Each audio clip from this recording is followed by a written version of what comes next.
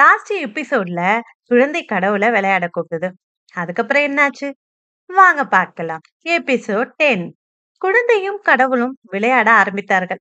ஒற்றை காலை மடக்கிக் கொண்டு நொண்டியடித்து ஒரு தாவு தாவினார் கடவுள். தாத்தா, தோத்து போயிட்டியே என்று கைகொட்டி சிரித்தது குழந்தை.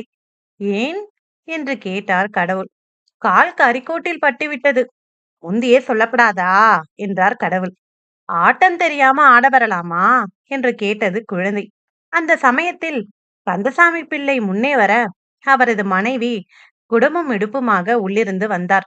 இவங்க தான் கைலாசவரத்து பெரியப்பா. கரிசங்குளத்து பொண்ண இவங்களுக்கு ஒண்ணு விட்ட அண்ணாச்சி மகனுக்கு தான் கொடுத்திருக்கு. என்னமோ தேசாந்திரியா போய்விட்டதா சொல்வார்களே, அந்த மாமாவா? வாருங்க மாமா, சேவிச்சுக்கிறேன் என்று குடத்தை இறக்கி வைத்துவிட்டு விழுந்து நமஸ்கரித்தார். பத்தும் பெருக்குமாக சுகமாக வாழ வேண்டும் என்று ஆசிர்வதித்தார் கடவுள். காந்திமதி அம்மையாருக்கு, அதுதான் கந்தசாமி பிள்ளை மனைவியின் பெயர். என்றும் அனுபவித்திராத உள்ள நிறைவு ஏற்பட்டது. மனமும் குளிர்ந்தது, கண்ணும் நனைந்தது. வாசலிலே இருக்கிற அரிசி மூட்டைய அப்படியே போட்டு வச்சிருக்கார் என்று ஞாபகப்படுத்தினார் கடவுள். இவங்களுக்கு மறதிதான் சொல்லி மாளாது. அரிசி வாங்கியாச்சான்னு இப்பதான் கேட்டேன். இல்லைன்னு சொன்னாக. ஊருக்கெல்லாம் மருந்து கொடுக்கறாக. இவக மறதிக்கு தான் மருந்த காணல. படைச்ச கடவுள் தான் பக்கத்துல நின்னு பார்க்கணும் என்றார் காந்திமதி அம்மாள்.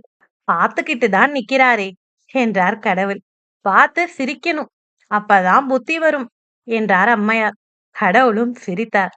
கடவுளும் கந்தசாமி பிள்ளையும் வாசலுக்கு போனார்கள்.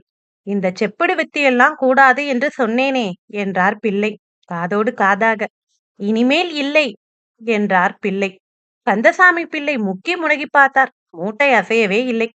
நல்ல இளவெட்டம் என்று சிரித்துக்கொண்டே மூட்டையை இடுப்பில் இடுக்கிக் கொண்டார் கடவுள்.